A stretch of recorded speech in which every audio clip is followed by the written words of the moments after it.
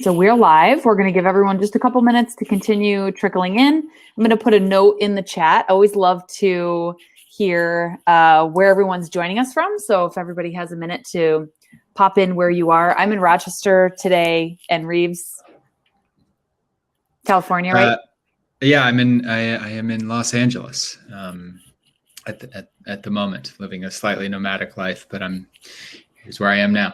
Yeah, that's great. We're getting a little bit of LA weather today. It's oh, really? 75. Yeah, don't worry, it's going to snow this weekend, but okay. Well, it's 65 here, so you guys are actually wow. Better to be in Rochester than LA at the moment. It will be 80 next week, so.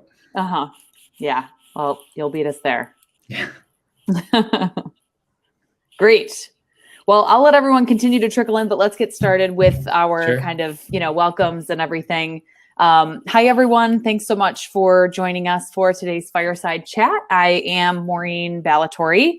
I'm a partner with Metro Collective and Port 100 Cowork, and I'm here today with Reeves Wiedeman. Yep. You got it. Thank you. He's the author of $1 Billion Loser, about the epic rise and spectacular fall of Adam Neumann and WeWork. We want to thank Startup Grind Rochester, as always, and Michael Thaney for all the support in promoting this event and helping us put this together. It always goes more smoothly with your support, so thank you so much. I'm very excited about today's discussion. I plan to focus the questions that I have today for Reeves on the investment community and about WeWork, of course, but also some of the other companies that Reeves has mentioned in his book, like Uber and Theranos are some great examples as well. So thanks for joining us today, Reeves. Yeah, of course. Thanks so much for having me. I'm excited to be here. Great. Let me tell you all a little bit about Reeves before we jump into our questions. Reeves is a contributing editor at New York Magazine. He's written for The New Yorker, The New York Times Magazine, Rolling Stone, Harper's, Men's Journal, and other publications. $1 Billion Loser, about the rise and fall of WeWork, is his first book. Reeves just finished a piece on Molecule, an air purifier startup, which hopefully we can pepper some questions in about that today for you to touch on. And he's looking for his next story too. So if anyone here has any other ideas for what could be a great potential next story, the chat box is your friend. So speaking of that, this is an open conversation. I've got some pre-planned questions for Reeves to go through, but if you have anything that you want to ask about as we're going through, our questions today, feel free to drop those in the chat and I'll ask Reeves as they come up. So with that, we're going to get to the exciting part. And Reeves, I'm going to have you start off with sharing a little bit about what inspired you to pursue the story of WeWork in the first place. Sure. So I first started reporting about WeWork actually back in the spring of 2019, basically 2 years ago now-ish. And basically, I'm a writer at New York Magazine, and I had started to kind of do some reporting on startups of various kinds. And we decided we wanted to do a story about WeWork. And the reason that we wanted to do that was our office at the time was in Soho in Manhattan in New York City. And seemingly like overnight, there were half a dozen WeWorks within like a few blocks of our office. And we all, WeWork had of course been a thing in New York especially, and obviously many other places now, but for a while. So we knew about it, but suddenly it seemed like the company was growing insanely fast. They by that point had gotten their $47 billion valuation. We knew Adam Neumann was a charismatic, interesting guy, but we didn't know much. And really we saw this as it kind of seems like WeWork is taking over real estate in New York City. Let's find out sort of what happens with it. So, the initial story that we were that I reported for New York Magazine came out in June of 2019. Oh, 2020. 2019. No, I'm sorry. You're right. I'm losing track of my years, but of 2019. So this was still a moment when the company was flying high. and they had announced their IPO, but the sort of process hadn't started yet, and that would come a few months later. And so, our story was I think both pretty critical and brought to light some of the things that people then talked about when the IPO came out, but it was still a kind of story of people hedging and wondering maybe Adam Neumann had figured something out. And so to fast forward, we can obviously talk about everything that happened with the IPO, but it was only really once the IPO had collapsed and Adam had been pushed out that I felt like there was a book to be written beyond just the magazine article. And it was largely because it sort of seemed to bring to a close an era for this company, and also kind of an end to a certain startup era that includes a lot of the companies you mentioned. And so that was sort of what led me to be interested in writing a book was that this story seemed to have an ending, and it seemed to have a sort of broader landscape to explore than just one company. Yeah. And so let's talk about that a little bit, the end to the startup era, because you make some references to some of those other companies in your book that, sort of went through that same rise. And then it was just like, in 2008 when the, real estate bubble burst, it seems like the startup investment bubble burst. Yeah, it seems like it.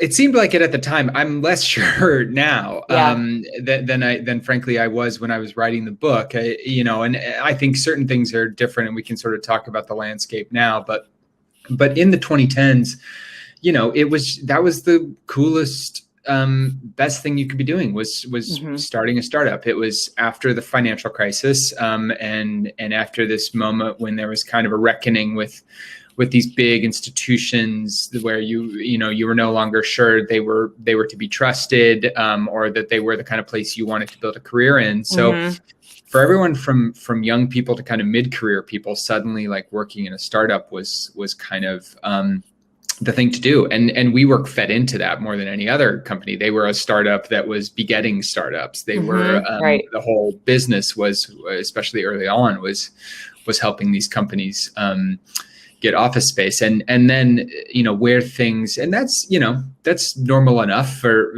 startups were not a new idea, and venture capital was not a new idea. What really changed in particularly the latter half of the 2010s was the sheer size of the venture capital rounds that some companies like WeWork, like Uber, were able to raise, not tens of millions, not hundreds of millions, but billions of dollars in single raises. A lot of it from SoftBank, who's a big player in this story and many stories, and it sort of it turned to these startups into companies that were not startups. They were no longer upstarts. They were just by nature of how big their bank accounts were. They were suddenly kind of, if not the biggest players, one of the biggest players in these rooms. So, I think WeWork's collapse in some ways may have shown the dangers of that. And I'm not totally sure we're going to continue to see these huge investments, or at least the downsides are very clear now. But clearly the startup world, clearly the investment world and the venture capital world is still booming. So whatever lessons were learned are still being learned. Yeah. I think that's a good way to put it. You mentioned SoftBank, and for anyone who hasn't had the pleasure of reading your book, could you go into that a little bit? Because like you said, they were a major player in all of this, as well as Uber. There were a lot of parallels there. Sure. Yeah, SoftBank was they are the biggest player in this story, and essentially SoftBank is a Japanese firm founded by Masayoshi Son. It's been around for several decades, and Masa, as he is known, he's a businessman known for making big bets, and that is what he has done at various points in his career, sending his company in different directions, chasing the next big thing, and often very successfully, and occasionally with a spectacular fall to come afterwards. Famously in 2000, in the last dot-com bubble. Mm-hmm. He lost more money than any human has ever lost Yeah. over the course of several months when his SoftBank stock collapsed. Mm-hmm. He, of course, came back from that. Right. The big thing that led to his involvement at WeWork was the creation of the Vision Fund, Mm-hmm. which happened in around 2016 and 2017. It was a $100 billion fund, the largest venture capital fund ever raised. Most of the money was coming from Saudi Arabia, the Saudi Arabian government, with a few others. Apple was also an investor in the Vision Fund. And the Vision Fund was meant to be meant to focus on investments in artificial intelligence. It was and remains sort of Masa's obsession about what the future of the economy is going to look like and the future of our world is going to look like. It's going to look like more and more robots of various kinds. But there's only so many places to put $100 billion. And so the Vision Fund began investing in a variety of startups that sort of stretched the thesis of what they were supposedly investing in. Uber was one, of course. Yeah. Uber was pursuing driverless cars at the time, so there was some argument for that. But they were using the Vision Fund's money to subsidize your Uber rides, to get you to use the service more, to grow the service more. And same thing with WeWork. In 2017, they invested more than $4 billion into WeWork. And largely it was kind of a meeting of the minds between Masa and Adam Neumann, who were both kind of these big, larger than life visionaries. That's how they saw themselves. Yep. And they met, and real estate, the idea of disrupting real estate was a potentially huge opportunity. And a place where you could put $4 billion to use. You need to buy up space. You need to build out space. You need to pay all the people who have to work at WeWork. It's an expensive operation. So, and the potential rewards of if you were able to figure out a way to disrupt an industry like this could be pretty large. So, this was that moment in 2017 when SoftBank invested this $4 billion. Is essentially the moment that sort of shoved WeWork over the cliff, and with I guess to torture the metaphor, they had a parachute, but there were a lot of holes in it, and eventually there were too many. But that was the moment that I think led to a lot of the problems. Yeah. So on that, I want to talk a little bit more about WeWork's rise. And so you mentioned Masa and Adam, and talked a lot about it in the book in terms of their shared vision of big. Oh, it's almost big is never big enough. If you think it's big, think bigger. Can you talk a little bit about, a little bit more about the rise and some of the just audacious things that the two of them believed that they were going to do in the rise of this company? Yeah, it's like pick your era of WeWork, and there's a different kind of audacity. I mean, I go back to literally February 2010. Adam hired his first employee, and on her first day, he emailed her to say, I'm paraphrasing here, but thank you for joining. Let's go build the world's biggest network or something like that. Like the ambitions from the beginning were not, let's go build a nice little co-working business. It was big. And by 2012, Adam was talking about WeWork not as a real estate company, but as a physical social network. And it was trying to tie into kind of this obviously social networks were a bigger and bigger deal. And this was tying that into the idea was, we've got all these buildings, let's connect them somehow. And so he had this vision, and I think that is ultimately what Masa was betting on, is that real estate is an inherently kind of fragmented business. I mean, you've in operating a space, and you in whether it's in Rochester or New York City or San Francisco or Tokyo or London, nobody owns more than 1% of the market in any of these places or globally. And if you own 1%, you are the biggest player in the space. For most people, even big players, it's percentages, percentage of a percentage. Right. And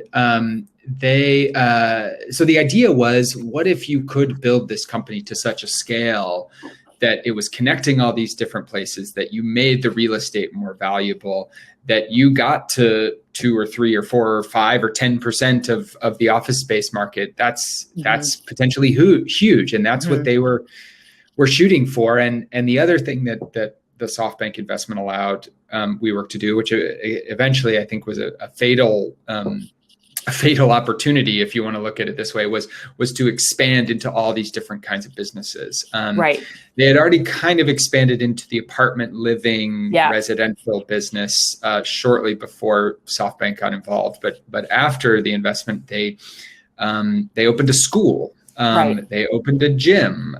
They started talking about all these different things that they could do as part of the we revolution, as Adam liked to talk about it. And eventually in 2019, their mission statement was elevating the world's consciousness, which was, just so far afield. It's a nice sounding idea. I think that sounds like a good thing.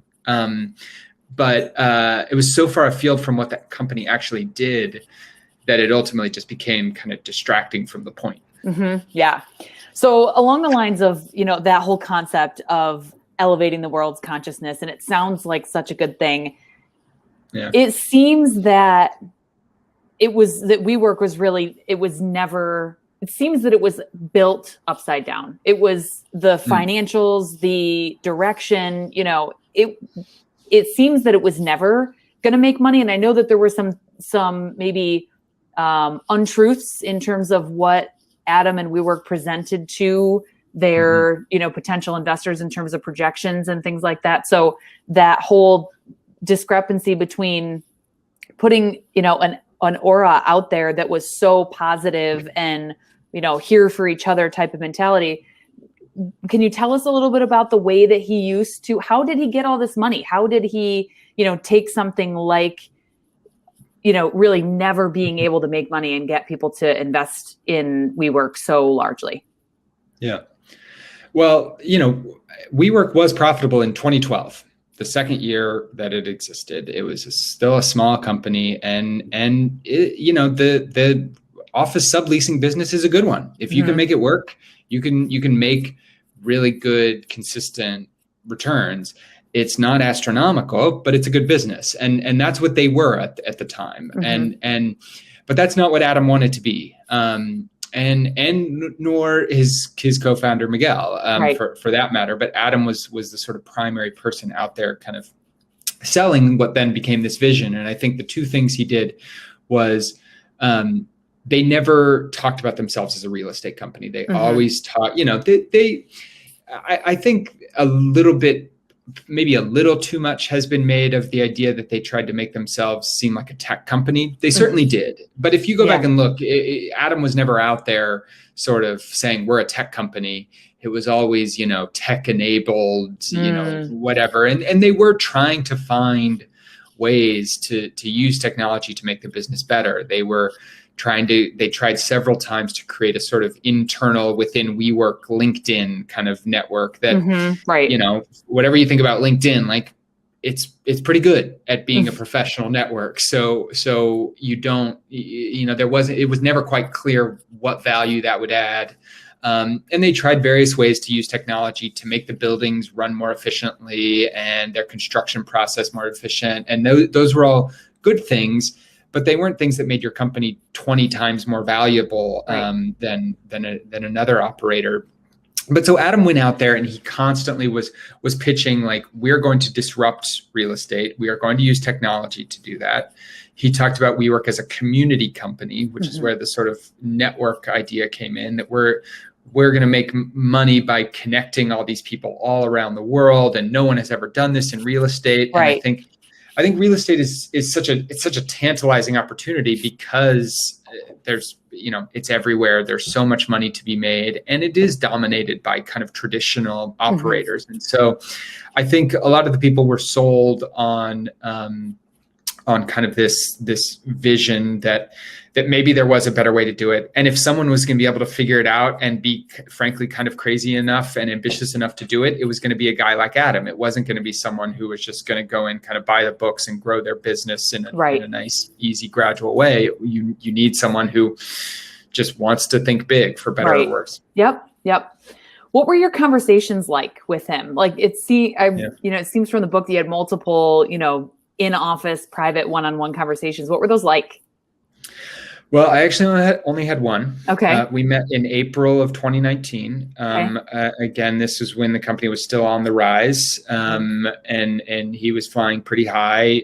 He was about to leave on his 2-week-long 40th birthday party trip, which is now semi-famous, where he went to the Maldives and went surfing while everyone at WeWork scrambled to get the IPO ready to go. And he was, he was what everyone says about him. First off, he's tall, he's 6'5", and is just kind of a, not an intimidating presence, but he is the biggest presence in the room, like no matter what. And he is very charming. He's very good at taking whatever question you're asking him and giving whatever answer he wants to give. Right. And he's, a fun guy to be around. And that is, I don't think it's like as simple as these investors just like had a good time with Adam Newman, so they opened up their checkbooks, but he was an easy person to be around. And I think it connected to what he was selling. He was selling this idea of connection, connection between people. And so I think that's one of the reasons that the pitch kind of landed for a long time was because Adam seemed like the kind of person who could do what he was selling. Yeah. And one of my favorite things from the book too is just how many stories or how many deals were closed over just an entire night of drinking tequila with whoever he was trying to close. And he was incessant about that. And was it Masa who gave him his first deal on a napkin, like in the back of the car? Yeah, and in that case, that's Masa one-upping Adam in some ways. Right. Adam hadn't given anyone $4 billion on a it was a digital napkin. Technically, they opened up their iPad and scrawled a few things on it with a stylus. But yeah, I mean, that's you get into these. I'm somewhat of a newbie in over the past half decade of reporting on kind of the world of big finance, and you sort of assume all these companies are operating. They've got teams of people doing due diligence, and the deals are hashed out in complicated ways over many months, and all of that does happen. Yeah, but the instinctual making of the deal is often two people in a room hashing it out and making kind of a gut decision. Even in this case, SoftBank, a lot of people at SoftBank were telling Masa not to invest. But he was the one in charge. He was the one calling the shots, and he had, as he has described many times, just a gut feeling about not only WeWork, but about Adam as someone he wanted to be in business with. It's wild. Yeah. So after all that fundraising, what happened? Talk about the fall. Yeah, they raised a lot of money. Ultimately, total raise. They have now raised over $10 billion. I'm trying to go back and sort of do the math in my head, but at the time, I think leading up to the IPO, it was in the neighborhood of sort of $6 billion that they had raised in total. And they were running out of money, amazingly. Everyone talks about IPOs as I think the general public thinks of them as it's this moment for people to cash out or for the public to get in. But what they are is a company needs more money. Right. And that is certainly in WeWork's case, they were running out of the venture capital money that they had from SoftBank and others, and they needed more of it to continue growing and just keeping up the pace. So they and there wasn't anywhere else to turn. There was an attempted sort of second deal with SoftBank that fell apart, that would have sort of precluded the company needing to go public for a while, but then beyond that there was nowhere else to turn, and so they decided to try to IPO in the summer, sort of spring summer of 2019. And it was a pretty expedited process. I mean, it wasn't, the company had been thinking about this for years. They had actually previously thought about going public even before SoftBank got involved. And that was an option that they were considering years earlier, which in hindsight may have been a better move for the company. But it was a rushed process. It was a rushed process over a summer. They knew they had to do it. We didn't know this outside the company, and only a few people did. But they were, they needed money by the fall of 2019, right. And if they didn't, they were going to have to make some cuts. So there was a real sort of ticking clock here. And in August, they released their S1, which is the document that any company has to file with the SEC in order to go public. And it's the document where you have to say how you make your money. You have to say where the potential pitfalls of your business are. And the SEC looks over this document and makes sure that you're being straight. And there are certain metrics that you have to include. And when the document came out, a couple of things happened. First off, I think the biggest thing people saw was this company was losing $2 billion a year. Right. And everyone knew the losses were big, and people in the real estate world, obviously knew the losses were big, but they also wondered and worried that Adam and WeWork had figured something out about the business that they hadn't, that somehow they were bringing in money in ways that people couldn't understand, or they had shaved off costs that no one else had to deal with. Right. And then the books were open and everyone took a look, and it was like, okay, it kind of looks like my business. It doesn't look like they've shaved off efficiencies here and there and made certain things better, but ultimately it looks like kind of any other real estate balance sheet. And so the numbers weren't good. At the same time, there were all these problems around, Adam's involvement with the company, some conflicts of interest, some of which were real, some of which, frankly, were like poorly presented and weren't probably ultimately that bad. But one that it was that Adam had sold the We trademark to his own company for $7 million. And, ultimately that was kind of a like accounting thing that they had to do. And, he was going to give it back, but they just presented it poorly.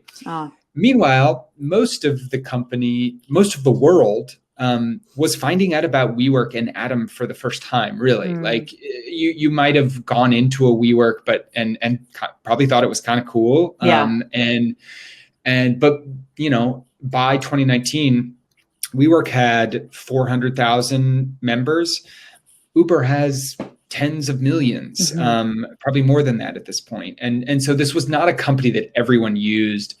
And this was not a company where everyone knew who Adam Neumann was. So they were learning kind of these all these weird things about, they started a school. Their mission statement is elevating the world's consciousness. Like all these kind of weird things on top of the numbers. I think just kind of created this sort of death spiral of bad publicity and bad, just lack of interest from the investment community. Yeah. And what did their IPO document, they gave it a name, and it was this big, centerfold spread thing that his wife had done, right? You want to talk about that a little bit? Yeah, Wingspan is what it was called. Yeah. And there were a lot of code names within WeWork, and this was the one for this document. And I think this was another thing, yes, this was in many ways still kind of a family business. Adam was surrounded by a lot of his friends. and family members, and one of whom was his wife, Rebecca Newman, who is famously now Gwyneth Paltrow's cousin. And she had sort of come in and out of the company at various points, and particularly working on sort of the branding of WeWork. And many people credit her with some of the good kind of branding that WeWork had done early on. And a lot of the things that people bought into, the idea of making a life, not a living, was kind of an early WeWork phrase that she had helped sort of come up with. She was sort of inserted at this point and to kind of create turn the S1 into a beautiful document. And that is not the purpose of an S1. An S1 is, if you've ever looked at one of these, you can go look at all of them on the SEC website. They are, they'll have a couple of flashy graphics at the beginning, and then it is just hundreds of pages of small Times New Roman charts and graphs. And it's so boring. And WeWork tried to make it pretty. They had this dedication at the beginning to the energy of we.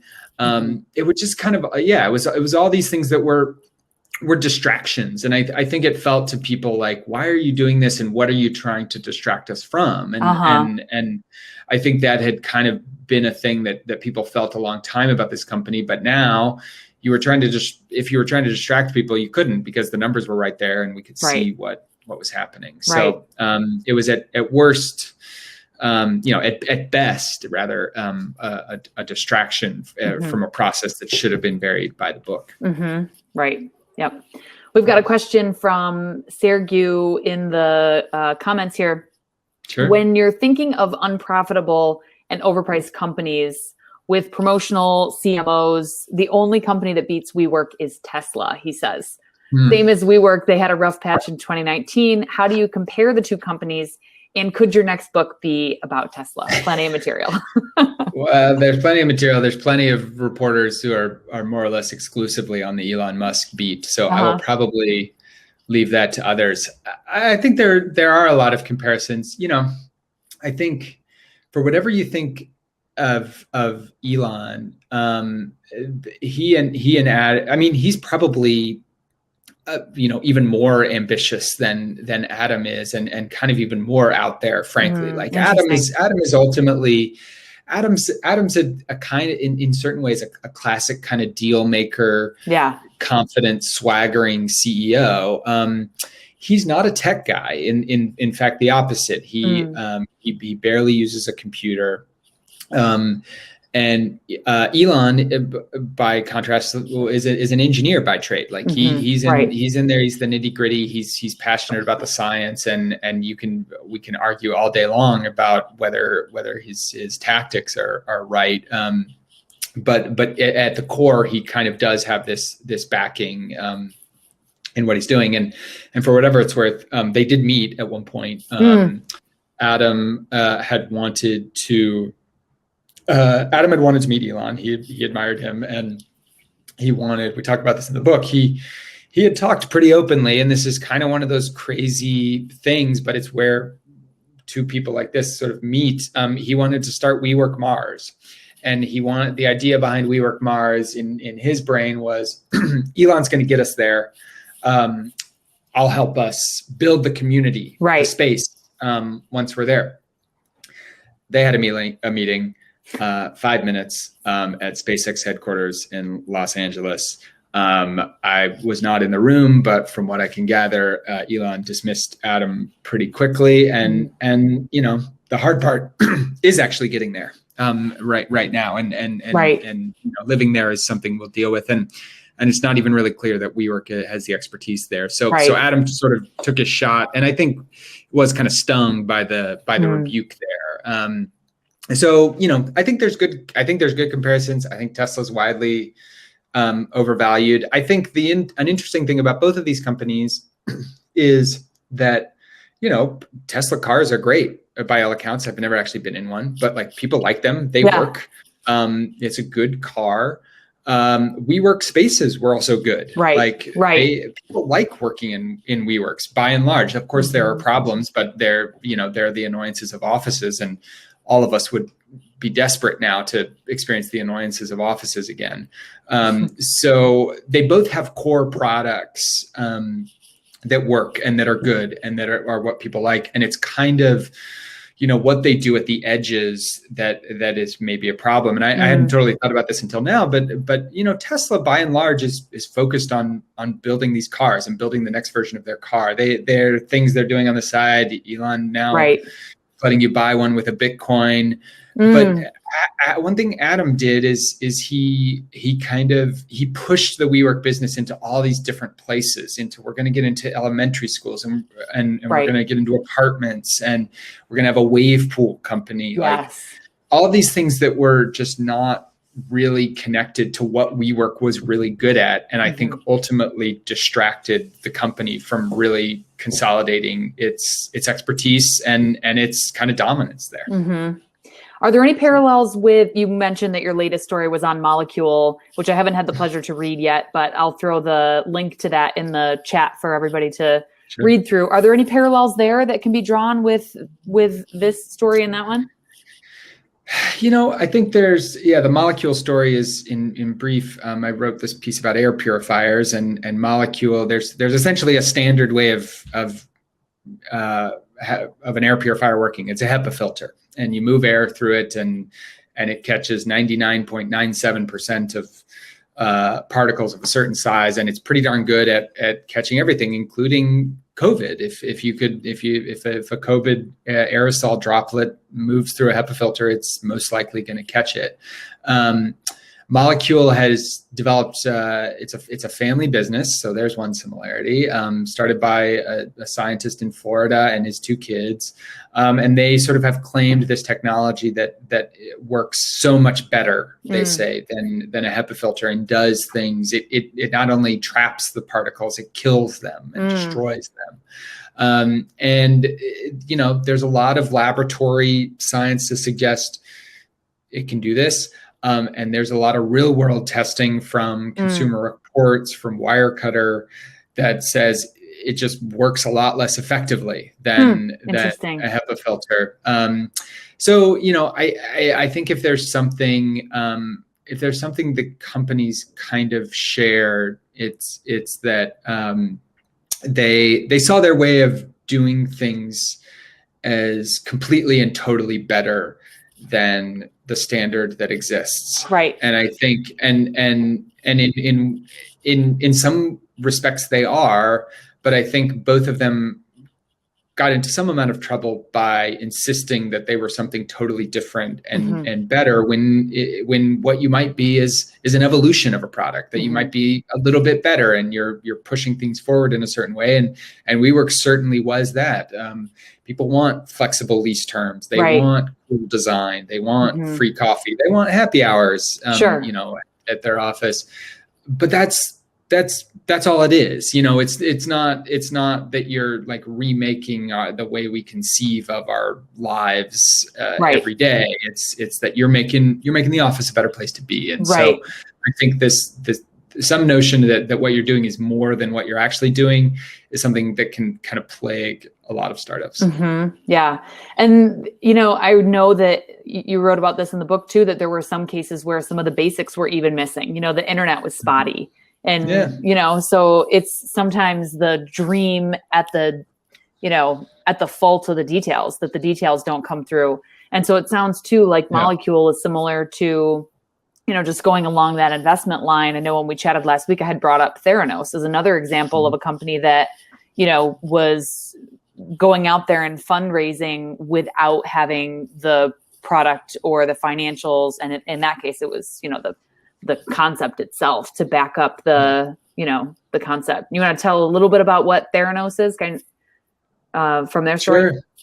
Yeah. And I think Theranos there's some things to connect here and some differences, but Theranos was this company founded by Elizabeth Holmes. It was a blood testing, portable blood testing system that was going to revolutionize the way we do that in a completely different way that no scientist had ever figured out how to do before.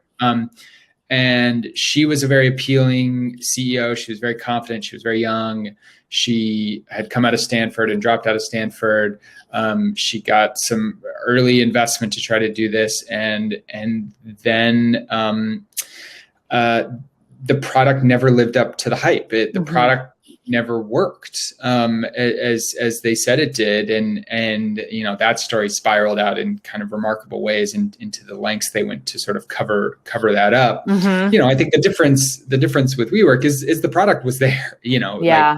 It worked. There were all these problems, but ultimately the product was there, and I think in some ways, I think some of the lessons here are to think about, when one of the comparisons between the two companies is that Theranos, the board of directors of Theranos, there was not a doctor. There was not anyone from the medical world. It was a lot of big names, through various connections, but that had no experience in medicine or in this field. At WeWork, the board of directors, no one was from real estate. It was all these kind of big names from big firms, but they didn't have the sort of core backing in what this business actually was. And so I think, adult supervision, I think, is sometimes overrated. I think everyone talks about the adults in the room, and often the adults in the room don't really do what they're supposed to be doing. But I think in hindsight, I think that was a red flag for both companies. I think the sort of, in both Elizabeth Holmes and Adam Newman, they were both sort of deified as these kind of visionary founders. I think that is dangerous. And then, the flip side of all of these things is you do want to have ambitions, and the ambition to do something different and build something great is what drew people to these companies to try to do it. And so there's a tricky line between pushing your company to do something great, to do something different, and being humble, being acknowledging kind of your limitations, and acknowledging your limitations is not something that plays well in a pitch deck or in an article in Fast Company or whatever it might be. And so, there's a lot of forces at play, but I think recognizing that is crucial for founders who are building these kinds of companies. And you're going right along the vein of what I was intending to ask about too. We've got a large, certainly with Startup Grind Rochester, and we've got some folks from Startup Grind in Norway here with us today too. Cool. So yeah, what are some of the lessons or kind of key takeaways that both, right? So startups and investors can learn from this experience, and primarily on the startup side, that they can take away from stories like this to apply to their own lessons learned toolkit to grow their own business and potentially investments.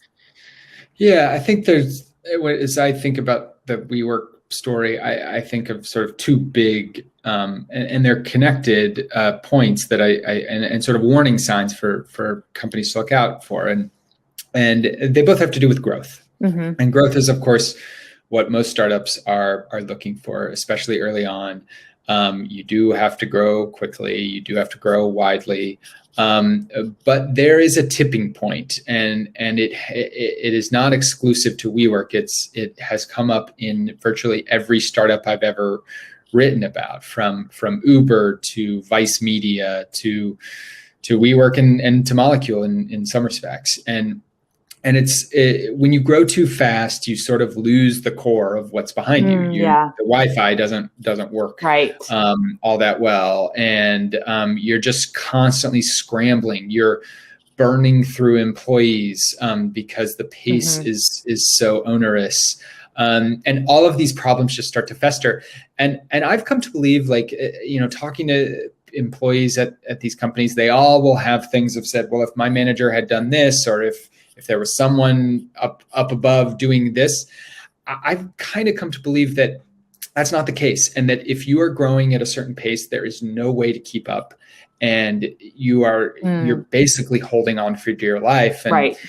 And I think there's some cases of how that can kind of work out in the end, but I think there's as many, if not more, cases of companies that kind of crash and burn or become successful, but not in the ways that their founders intended. And the other related example or issue that we've talked about is growing in so many different directions. Right. And I think there's a constant impulse among startups to be like, okay, what's our next thing? Like, what's the next thing we're going to do? And I think, everyone looks back at Amazon and said, well, Jeff Bezos started selling books and then he started selling everything, but it took a while to get there. Right. Exactly. And there isn't, and of course this is all with the benefit of hindsight, but selling books, okay, it's a little bit different than selling pet food. It's a little bit different than selling diapers, but it's not a totally different thing. Operating an apartment building where people live and an office building is actually different. And running a school is just a totally different thing. Like it's other than like you have a space and you're putting people in it, it's just a totally different business. Yep.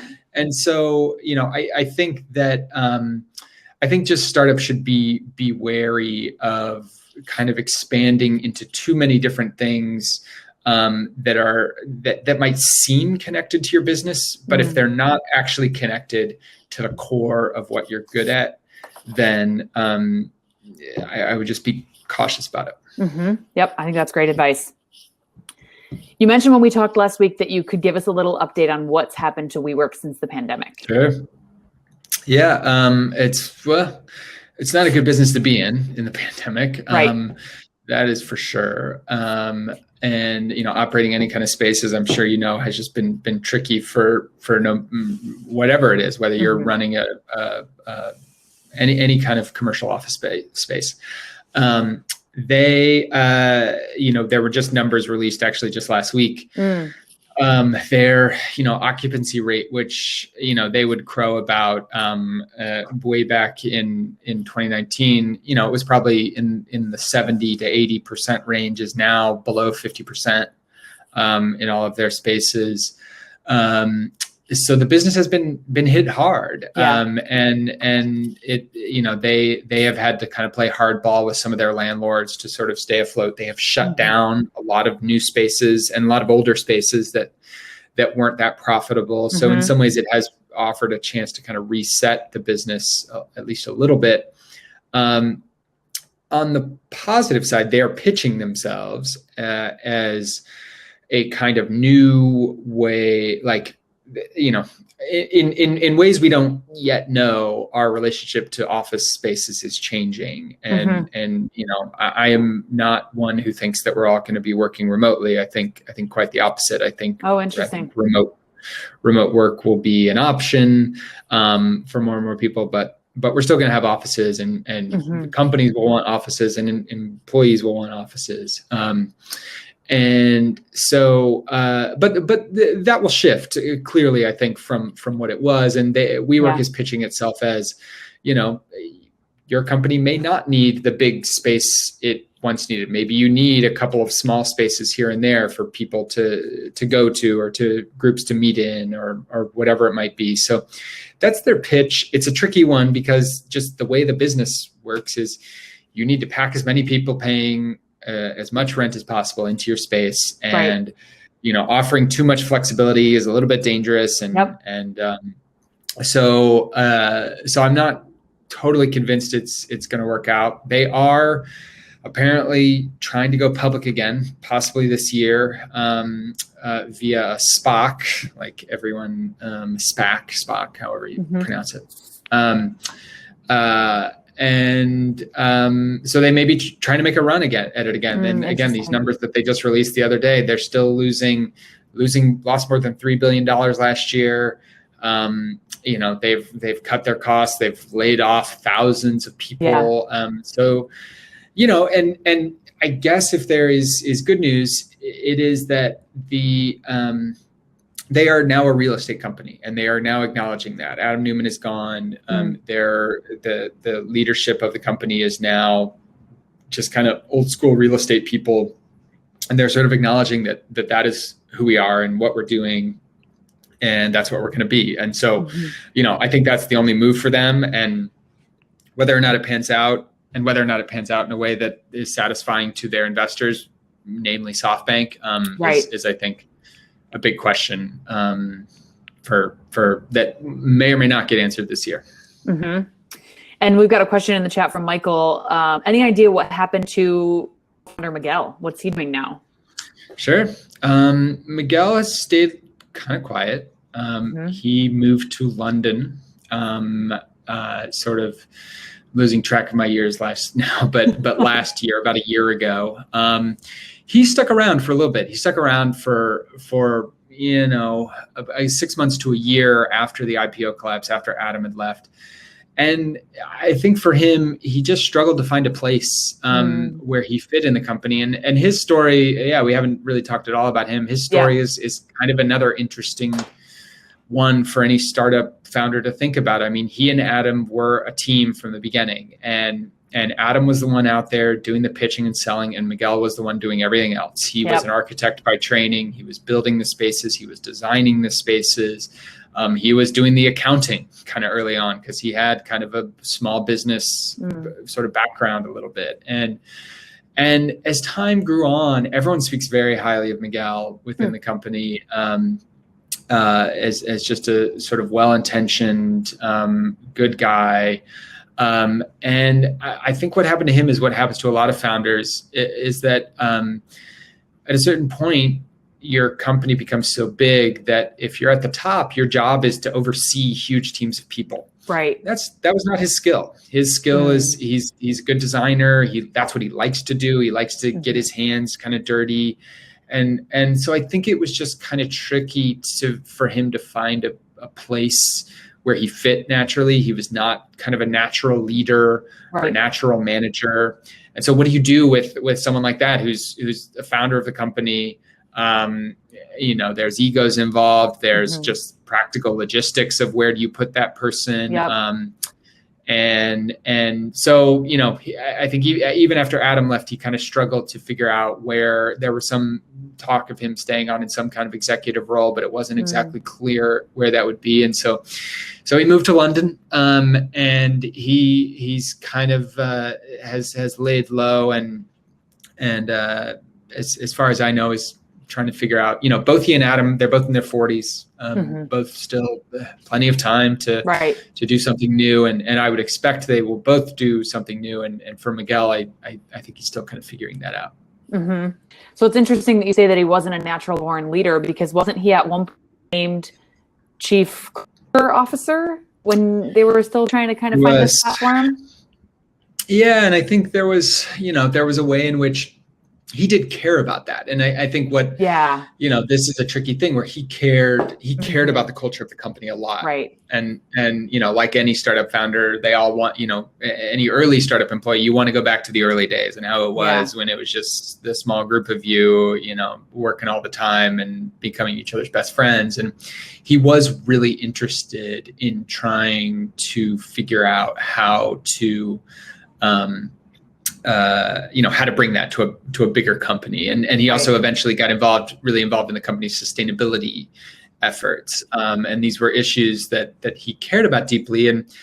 But talking to people again who really liked him, he was not always the best manager. It was he was not sort of the best team leader. And so I think those were skills he tried to work on, but in some ways, to have an effective chief culture officer, you need someone who's kind of just has a lot of experience actually doing that work. And so, Miguel had a lot of passion for it, but he was kind of in certain ways like learning the practicalities of it. And his heart was in the right place on all the issues, but in some ways, wasn't willing to kind of recognize all the ways that you needed to kind of practically work on these issues to make them have any kind of impact.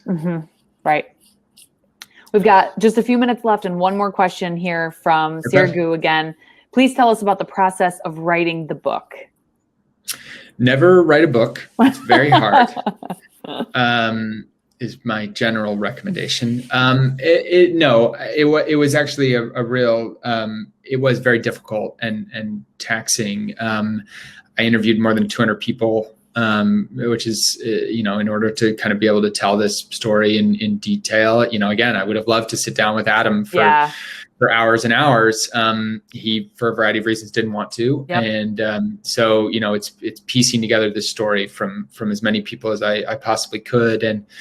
And, but it was also fun. I'd never written a book before. And so to be able to kind of try to tell, the fullness of this story was kind of fascinating. And to be able to spend, I basically spent a year on it from the book came out just a little over a year after Adam left the company. And so, which is actually pretty quick for finishing a book like this. So I'm hoping if there is a next book that I'll get to spend a little more leisurely pace on it. Yeah. But it's definitely an overwhelming process. And I will say, kind of in the heat of the pandemic, when there was nothing else to do and the world was very stressful, it was actually kind of nice to have a project that I could just obsess on, that was just mine, that I just needed to sit in front of a computer and work on. So there were good parts, but it definitely takes over your life for good and for bad. Right. Yep. And then you get to set it free. Set it free, and like you're tired of it and exhausted by it and never want to hear the name of this company again. But then now here I am, and I'm fascinated by what's going to happen to the company, and I know all the players. Yep.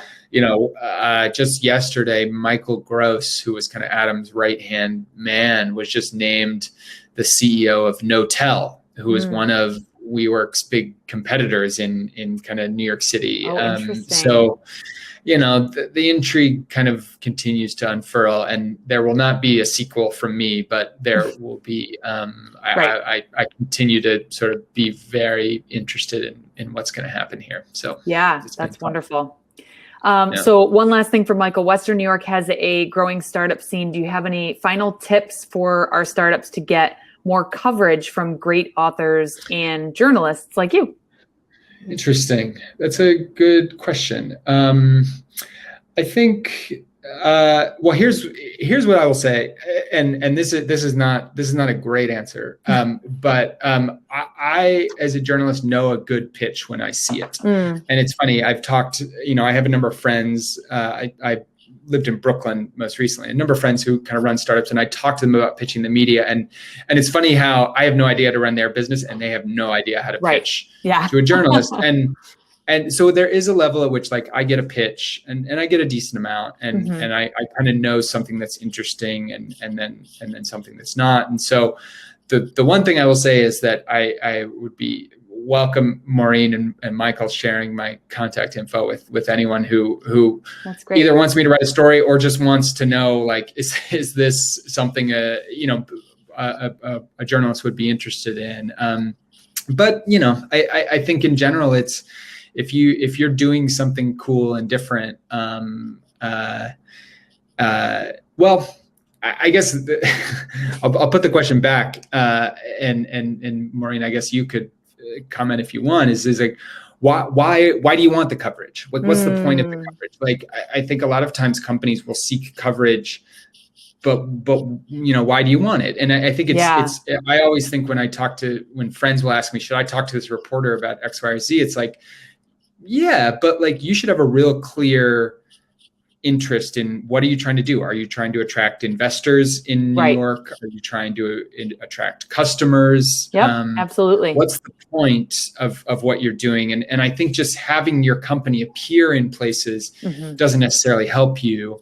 But to think about kind of what's the actual purpose of getting the media coverage, and there could be any number of purposes, but going into it, pitching for that reason, I think is going to clarify what you should be talking about, and what kind of publications to target. And absolutely. Like that. That's great advice. And I totally agree. I mean, so for us, in addition to running some shared spaces with Metro Collective and Port 100 Cowork, I have a branding and marketing agency, and we're scaling national. So, I want more of our presence on a national scale. So, but it always comes back to that interesting angle, that nugget of storytelling of what is it that's going to compel people to read the whole thing. I mean, because time is precious. So, all those factors for sure. Yeah, totally. Yeah. Totally. Thank you so much for this. I was wildly fascinated by the story and appreciate your time, Reeves, going through and telling us a little bit more about the book. You can get it on Reeves' website, or I got mine on Amazon. Really fascinating read. I streamed the audiobook, and just as I was driving to and from work listening to it, just often found myself shaking my head at some of the little nuggets of the story that were told. I've heard that a lot. Yeah, I know it's kind of galling in places, but hopefully a little educational and fun to read too. Yeah, so. It was a lot of fun. So thank you again so much for joining us. We will share your information, your contact information with the folks that joined. So thanks for that offer, and hope to see you again for one of these events in the future. Yeah, great. Thank you guys for having me. Thank you. And thank you again to Michael at Startup Grind Rochester for putting this on for us. And if you're looking for shared space that, isn't as toxic as what WeWork was, Metro Collective has a number of spaces all around Rochester and the Finger Lakes, including co-working spaces in Geneva and in downtown Rochester at the East End. So if I can give you any information about that, you can visit us at metrocollective.com. Thanks so much, everyone. Thanks.